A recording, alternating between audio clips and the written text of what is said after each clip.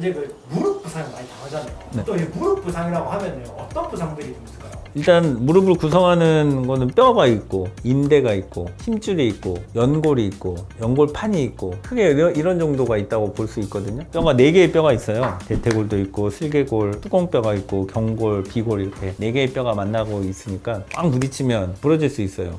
골절 생길 수 있죠. 그 다음에 이제 힘줄, 여기 앞에 힘줄 뭐 뒤에 힘줄 이런 게 있는데 힘을 빡 쓰거나 어떤 충격이 가해지면 힘줄이 끊어지거나 힘줄이 염증이 생기거나 뭐 이런 게 있을 수 있겠죠. 건염 또는 건파열, 뭐 햄스트링 이것도 다 힘줄이나 뭐 근육의 뭐 이런 손상인 거고. 그 다음에 이제 인대는 우리 잘 아는 십자인대, 전방 십자인대, 뭐 후방 십자인대, 내측인대, 외측인대. 인대는 뭐냐면 뼈랑 뼈를 연결하는 띠 같은 구조물이거든요. 그게 다칠 수가 있고. 그 다음에 이제 연골판, 뭐 반월상 연골이라고 하는 무릎 사이에 그 충격 흡수를 해주는 역할을 하는 반월상 연골인데 반월상 연골이 다칠 수도 있고. 또는 이제 연골, 관절 연골, 뼈 끝을 싸고 있는 매끈매끈하게 그런 구조물이 있어요. 하얀색에. 그게 이제 꽝 충격받으면서 금이 쫙 가거나 아니면 툭 패이거나 뭐 이런 식으로 다칠 수 있죠. 그래서 종류가 많네요. 그렇죠, 많죠. 근데 사실은 또 혈관도 있고 신경도 있는데 혈관 신경 손상은 아주 큰 손상 아니고는 잘 안 생기니까 스포츠 손상으로는 잘 안 생기고 거의 뭐 교통사고나 아니면 어디 추락하거나 뭐 이렇게 되지 않고서는 잘 안 다치니까 그거는.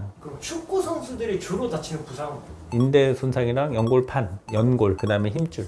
십자인대를 다친다고 하는 게 그게 끊어진 건가요? 모든 손상은 다 단계가 있죠. 아주 심하게 다치면 확 끊어진 거, 살짝 이제 늘어만 난 거, 그럼 이제 염자라고 하는데 이거는 이제 1단계, 중간은 2단계, 끊어지면 3단계 이렇게 나누죠. 인대 손상의 단계는. 그럼 이제 그 선수들이 뚝 끊어지는 소리가 들렸다 하는 거는 끊어진 거네요. 그러면. 그렇죠. 네, 완전 파열이 됐을 수도 있고 아니면 뭐 부분적으로 파열이 됐을 수도 있고. 십자인대 파열이 보통이 어느 정도인가요? 못 걸을 정도. 바로 쓰러져요, 보통. 바로 쓰러져가지고 뭐 한동안 못 일어나고 어디 뭐 이렇게 들것에 실려가고 보통 뭐 그런 쪽. 하루 이틀 지나면 이제 걸을 수 있는 정도 되고. 그전에는 심하게 아프죠, 하루 이틀 정도.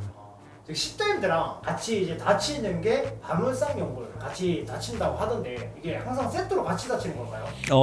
많이 다치죠. 상당히 높은 빈도로 같이 다치죠. 같이 붙어 있어가지고 다치는 기전도 비슷하고 그런 일련 선상에 있기 때문에 어떻게 다치면 얘만 다치기도 하고 어떻게 다치면 둘이 같이 다치기도 하고. 그럼 우리 따로 놓고 봤을 때 어느 게 좀 더 이 회복에 좀 더 시간이 많이 걸리나요? 십자인대 다치기가 훨씬 오래 걸리죠. 근데 이게 전방 십자인대가 있고 그 후방 십자인대가 있잖아요. 네. 다치는 유형이 다른 거예요? 완전 달라요. 빈도도 완전 다르고 후방 십자인대는 잘 안 다쳐요. 거의 빈도로 치면 한 10분의 1 정도밖에 안 돼요. 전방 십자인대. 운동하다가는 거의 안 다쳐요. 후방 십자인대는 운동하다 다치는 경우는 아주 드물고 주로 이제 다치는 거는 교통사고 때 무릎을 여기다 꽝 부딪혀가지고 확 어긋나는 그런 힘을 받으면 다치거나 이제 축구 하다가도 후방 십자인대 다치는 경우는 그런 경우예요. 점프에다 착지를 했는데 무릎으로 착지를 했다. 그러면 이제 무릎 바닥에 꽝 찌면서 이게 확 밀려버리는 이제 그렇게 되면 다치고. 뭐 슬라이딩 세레머니 잘못하면 맞아요, 그거 위험해요. 그래서 슬라이딩 세레모니 하면 안 되겠네요. 안 돼요 하면.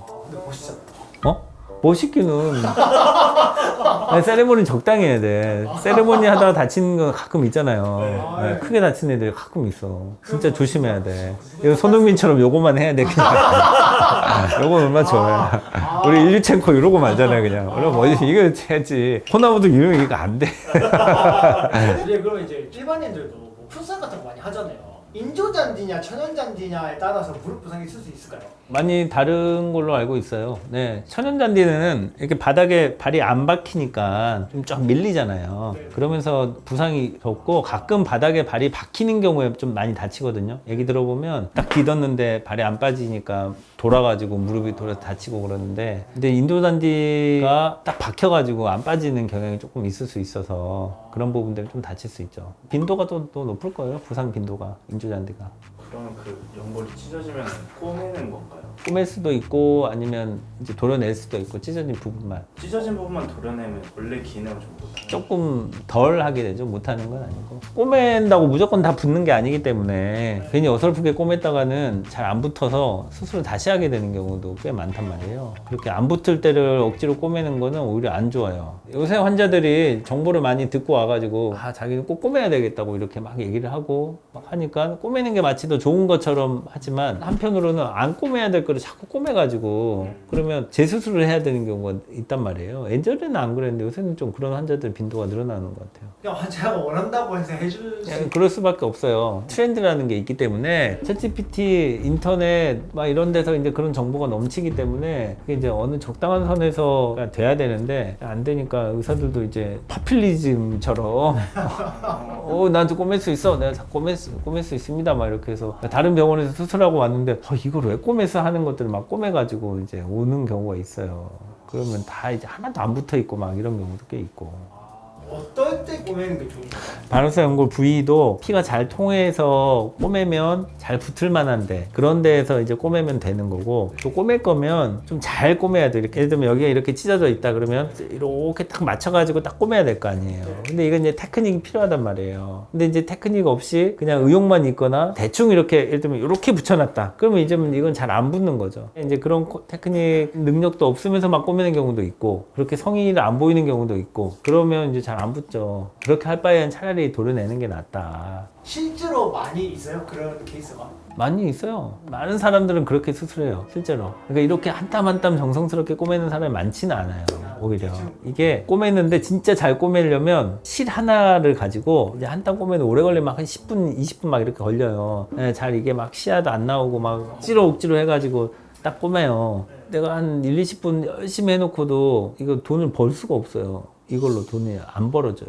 실값 하나만 더 버는 거예요. 이 꼬매는 한 땀 더 꼬매는데 나의 노동력의 대가가 없어요. 그리고 이제 그게 경험이 좀 쌓여야 되기 때문에 그냥 초심자들은 그렇게 꼬매기 어렵거든요. 그래서 이제 대학에서 좀 오랫동안 무릎 수술만 한 사람, 그게 이제 숙련도가 필요하잖아요. 어떻게 똑같겠어요. 뭐 5년 수술한 사람하고 15년 수술한 사람하고 어떻게. 5년 수술 몇년 차죠? 16년 차? 17년 차다. 17년 차? 네. 그럼 근데 그 무릎 부상 중에 무릎 잠김? 그것도 많이 있다고 하더라고요.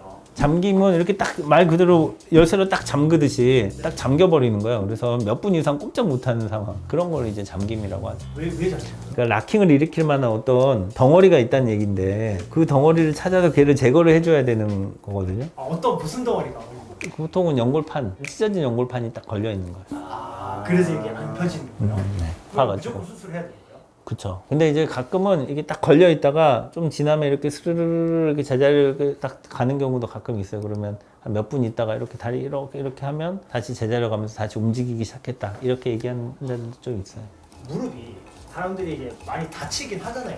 그러면 병원에 꼭 와야 되는 증상이랑 확실하게 구분되는 게 있어요. 일단 관절에 물 차는 거는 꼭 와야 될 것 같아요. 물을 쭉 펴놓고 봤을 때 이렇게 잘 만져보면 뭔가 말랑말랑한 실제로 정말 물이 차 있는 것 같은 이렇게 뭔가 둥둥둥 떠 있는 뭐 그런 느낌이 들 때가 있단 말이에요. 통증이 이런 물찬 증상하고 동반된다 그러면 이거는 병원에 가봐야죠. 그거 막 다쳤는데 시간이 지나면 괜찮아지겠지 하는 건 밀어난 거네요. 한 1주 정도 내외되는 경미한 무릎 통증은 대부분 병원에 올 필요가 없어요. 근데 이제 2주 정도 이상 지난 통증은 병원에 와서 한번 검사해 볼 필요가 있고, 그다음에 한편으로는 병원에 올 필요가 없는 상당수의 환자들이 병원에 오세요. 저야 고맙지만. 저는 이제 걸어 들어온 것만 봐도 가세요 할 환자들이 3분의 1은 돼요. 진짜 아픈 사람은 제대로 못 걸어오는 거네요. 그렇죠. 딱 보면 알아요. 대충. 근데 이제 불안하니까 뭔가 내가 더 큰 병에 걸리지 않았을까 불안해서 오시는 거고, 그러면 오면 이제 그렇단 검사를 하고 하면 이제 안심을 위안을 얻고 이제 가는 거니까 그런 역할을 하는 거지 실제로 꼭 병원을 방문해야 될 사람은 많지 않은 거예요. 십자인데 악상인 거예요. 생각보다 골고루 많이 알려주셨네요. 오늘 촬영 고생 많으셨습니다. 네, 고생했습니다.